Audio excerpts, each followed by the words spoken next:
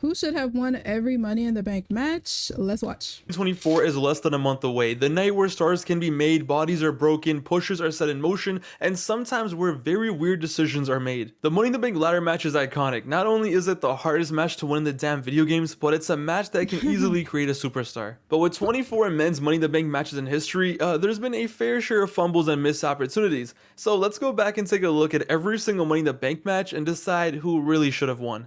Ooh. We begin at WrestleMania 21, the legendary night where the first ever Money in the Bank ladder match took place. 6 wrestlers killed each other for a briefcase, and despite Edge winning and traumatizing my childhood 9 months later, they couldn't have picked a better person to win the first ever match. Despite Shelton Benjamin going out like Prime Kobe up in here, this Money in the Bank literally made Edge's career and transformed him into the slimy, disgusting piece of shit we all love. Wow. Perfect winner, perfect cash in, and cemented the Money in the Bank as a true star maker, for sure the right winner. Next up, WrestleMania 22. Now looking back at this was such a weird Money in the Bank match. Following up a match filled with ladder match legends the year prior, we got a ladder match with Finlay and a 56-year-old Ric Flair. How Ric Flair didn't die from this bump, I will never know, but RVD winning this was 100% once again the correct call. Lashley was too young at this point, Matt Hardy was Matt Hardy, and yeah, Shelton winning would have been cool, but guys, it had to be RVD, especially with how legendary the cash-in and ECW one night stand was. It had to be him. Next up, WrestleMania 23, probably my favorite Money in the Bank ladder match of all time, and I think I can speak for all of us who were kids watching this back in the day. We all wanted Jeff Hardy to win this. He didn't, but hey, at least he killed Edge. That's good enough for me. Mr. Kennedy ended up winning this match, and this was supposed to set up the biggest push we had seen in years. Mr. Kennedy was gonna be sent to the moon with a briefcase, but he wasn't because he was injured and lost the briefcase to Edge, and we know what happened there. And honestly, it all worked out. Kennedy won the match that he should have won. Edge took the briefcase from him and proceeded to become Supreme Master, slimy piece of shit. It all worked out for the best, except for Mr. Kennedy, but I don't think anyone's complaining. WrestleMania 24 in 2008, this is the first one where I would actually change a winner. As much as I love seeing CM Punk clap Edge and give him a taste of his own medicine and cash in on him, I don't think this was a time for Punk to win. I don't think he was ready yet. Ideally, this would have been the perfect time for Jeff Hardy to win, but he just had to get suspended and caught for drugs. Again, Chris Jericho winning this match would have been pretty fire. Imagine 08 Jericho slowly transforming into the evil character we loved, beefing HBK, punching his wife, but the whole time he has a briefcase with him. Ultimately, they did everything they could have done with a briefcase anyway, so maybe it isn't the best choice, but then why not have Shelton Benjamin win? The man who had been MVP for like 3 Money in the Bank matches at this point, who literally felt like Mr. Money in the Bank despite not winning one. If there's ever a time for Shelton to finally get a push and win the Money in the Bank, this was it. But WrestleMania 25 and 09 the next year, by now, it was definitely 100% time for CM Punk to win. He was more than ready by 09, and Punk winning this match, becoming Mr. Money in the Bank, and breaking a heart 2 months later by taking away the title from Jeff Hardy. As much as it hurt to watch that back in the day, it's what needed to be done, and it was pulled off perfectly. Wouldn't change a thing. 100% the correct winner. You know what I would change though? The travesty at WrestleMania 26. In 2010, these idiots in a match that was stacked with talent, young and old, had a man named Donald Jacob Haggard Jr. win the Money in the Bank. A winner so bad, a title reign so bad that came from this, that a few months later they decided to run 2 more Money in the Bank matches to erase this terrorist attack.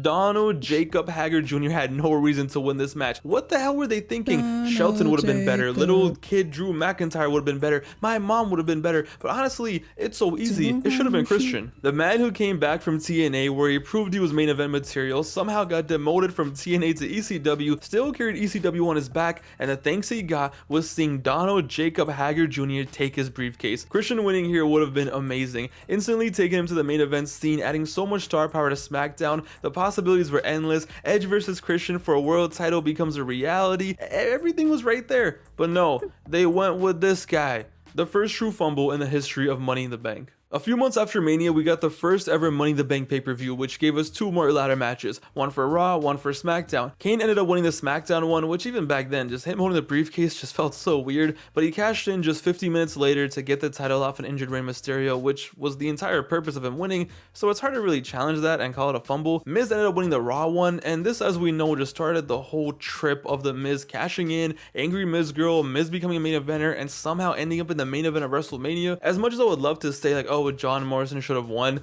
the briefcase literally did the best job it could. It took this man to the main event of WrestleMania. Hard to change that, hard to fight that. Money in the Bank 2011, Daniel Bryan ended up winning the SmackDown briefcase, and he was 100% the right choice and the logical choice. Now on the Raw side, Alberto Del Rio winning, I can't. By 2011, I was so done with Alberto Del Rio. Like, he just didn't do anything for me. By this point, he had already won the Rumble this year, and when you look at this match in the pool, guys, R-Truth was on some shit. Back in 2011, R-Truth as a heel was putting up Will Chamberlain numbers, smoking on TV, clowning John Cena fans, being straight up delusional. Del Rio, this was R-Truth's moment. Del Rio was just such a boring, bland choice, but for some reason, the company just loved pushing him. Money in the Bank 2012, though, you gotta keep everything the same. Ziggler winning was awesome, legendary, everyone knows that. Cena winning the weirdest Money in the Bank match you could imagine. I mean, take this in. They had a Money in the Bank match with Cena, Big Show, Jericho, Kane, and The Miz. What are we doing here? But Cena winning here and cashing in and becoming the first person to ever lose their cash in, it kind of had to be done. Plus, we got his goofy ass face when he won. 2013 though was a trip. If you go back and watch the world title Money in the Bank match, it is insane to see how over Cody Rhodes was back in 2013. The fans were begging for him to win. They were going crazy for him. It was like he was 2024 Cody out there, but he lost and Sandow ended up winning by turning on Cody, which wasn't the worst thing. It's just that he lost his cash in to Cena and then they basically pretended like this match never happened because they unified the titles. So it's crazy to look back at this match because it didn't matter who won. Cody, Sandow, Ambrose, Chris Benoit, no matter who won, they were not getting involved in the title scene once it got unified, which is pretty sad because this match literally meant nothing. Orton won the other one, the real one, the one that actually mattered, which makes sense. He screwed over Bryan a month later, became unified champion. It was what it was. I think it was the right choice. 2014 comes and you have Seth Rollins winning it and cashing in at Mania. Like, come on, this is perfect. No one can hate on this. No one can deny this. The biggest home run they've hit since Edge back in 05, 110% the correct winner, elevated Rollins straight to the top. Moving into 2015 though, this is where things get a little funky. 2015 was such a weird time to be a fan. The roster was so cooked at this point that Sheamus won the briefcase looking like this, and it was like the most whatever win we had ever seen. Sheamus, solid wrestler, finally getting the respect he deserves. I respect it, but in 2015, was anyone really hyped for a Sheamus Money in the Bank win? The whole match was filled with people who even in hindsight, I don't see them winning. I think the person who should have won this match was someone who wasn't even in the match. I guess that's kind of cheating, but if there's any match that needs that help, it's this one. 2015 should have been the time where Bray Wyatt won the Money in the Bank. Bray Wyatt at this point still had that aura, he still had that swagger, he still had that cult, he still had the magic. He lost to Cena the year before at Mania, he lost to Taker this year, but what better way to build him back up and give him his fire back than by bringing him back to the main event and giving him the Money in the Bank. I feel like there was so much momentum left with the cult gimmick. You give Bray the Money in the Bank, there's so many things he can do, so many cool little shenanigans. In my opinion, he wins Money in the Bank here and goes on a run. His career is changed forever. Now, would have been 100% success? I don't know, I can't say that, but 2015 just seemed like the perfect time to take that risk with Bray. He was still new enough, still fresh enough. He hadn't been cooked yet. They could have really done something here. In 2016, 11 years after the first Money in the Bank, they had Dean Ambrose win the briefcase. He cashed it on the same night. Great moment, great night, great match. Set up the 2016 SmackDown we love so much perfectly, no problem whatsoever. But by the time we reached 2017, 12 years after the first Money in the Bank match, this is where things just get ridiculous. The Money in the Bank had a great success rate. Yeah, there were some fumbles like Del Rio and this idiot, but overall we had some great moments, great cash-ins, stars were made, and more often than not, Money in the Bank was serving its purpose. But after 2017, this is where Money in the Bank just died. In 2017, Baron Corbin won the Money in the Bank match, and this was like the stupidest thing we had ever seen.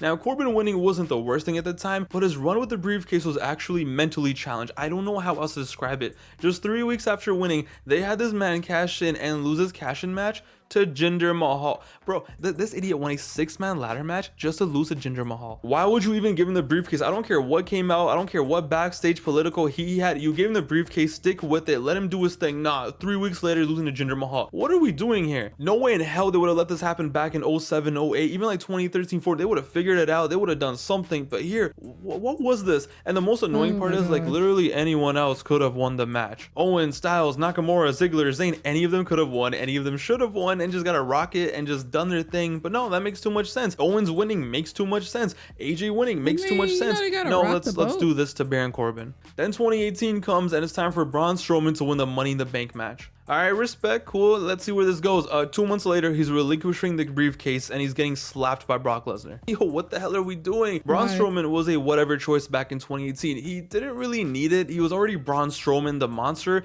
Like back in 2018, everyone already thought that he was a guaranteed future world champion main eventer. And the crazy part was him winning the Money in the Bank actually ruined his momentum. How the hell does that happen? But when I look back at the 2018 Money in the Bank, I think Samoa Joe should have won this. Samoa Joe wins, gets his Money in the Bank, becomes a demon, goes to SmackDown, cashes in on AJ Styles or something, and it's AJ chasing him instead of the other way around. I think it could have been special. He could have made some magic. But no, let's just waste it on Braun Strowman. Great guys. And then there's 2019. Yes, the legendary Money in the Bank match where 7 men killed each other for 20 minutes, falling off ladders and dying for the industry, just for Brock Lesnar, who wasn't even in the match, to walk out, climb the ladder, and just take the briefcase. Great. Just legendary, amazing booking. Because when I think of someone who needs the Money in the Bank, I think of Brock Lesnar. Why the hell would he need to win Money in the Bank to get a rematch for his title that he just lost? He's Brock Lesnar. Why clap the 7 men who actually wrestled for no reason? Listen, Brock was hilarious with the briefcase and everything. I get that. But there was no reason for this. Heel Drew McIntyre should have won this match back in 2019. This made so much sense back in 2019. It would have elevated Drew McIntyre faster and earlier. And honestly, it could have been one of the situations where he could have slowly turned face even with the briefcase. But no, why would we do that? And then there's 2020. Can you even call this a Money in the Bank match? But did Otis really need to win this? Yo, what happened to the briefcase I loved? And then just to tarnish it even more and just destroy it, piss on it, ruin it. Otis wins, never cashes in. Miz steals it from him, cashes in, loses the week after.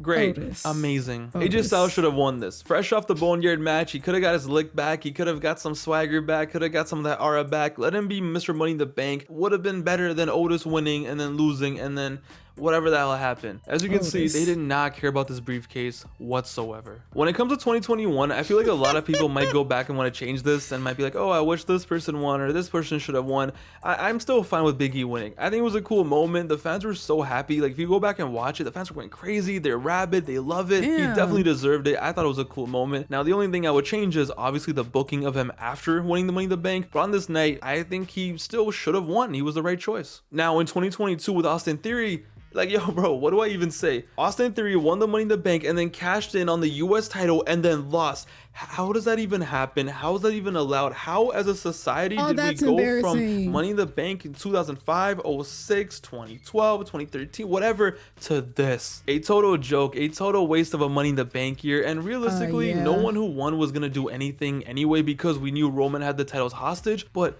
this idiot, really? Honestly, it should have been Sami Zayn. So much more fun, so much more drama could have happened. I think it would have been the best option. I think it would have been great. No, let's give it to Austin Theory so we can cash in on the US title, bruv. And still have him lose. And lastly, finally, the 2023 Money in the Bank, Damian Priest ended up winning. The man who won and cashed in at Mania and who's still the champion right now as of this moment, who's about to take on Drew at Clash of the Castle. Great cash in, respect. He won the match. It was cool. It's fine. But I can't lie. Part of me still wishes that LA Knight had won that match. Just imagine at WrestleMania, Drew McIntyre wins, he beats Seth Rollins, and then it's LA Knight's music that hits, and he's the one who comes out, and he's the one who takes the title. Crowd would have went crazy, even more crazy than they did. It would have been a really fun, great moment. I don't know, I envisioned that, and I'm like, damn, that would have been special. I don't mind Damian winning. It's still no problem. It's still really cool. But like I said, LA Knight winning just kind of speaks to me a little bit. But yeah, as you can see, for a long time, from 2017 to 2022, Money in the Bank made no sense. The winners, the booking afterwards, it was all cooked. But with Triple H back of the realm and how they treated Damian Priest, there's a lot of hope for Money in the Bank going forward. And I think it's finally going to get the respect that it deserves. But yeah, what a crazy history for Money in the Bank. All in all, if you look at the first 11, 12 years, they didn't really have that many fumbles. Yeah, there's some things you would change, but more often than not, they were hitting on everything. They were making it work. Money in the Bank had some respect, it had its aura, it meant something. It's just the past few years from like 2017 to 2022, like I said, that's when everything kind of just went all over the place and Money in the Bank just started to mean less and less and less. But yeah, let me know in the comments down below. Hilarious. What do you agree with? What do you disagree with? Who cashed in and lost? You need to calm down. It's clearly you don't even know what you got yourself into, but hey. At least he was confident.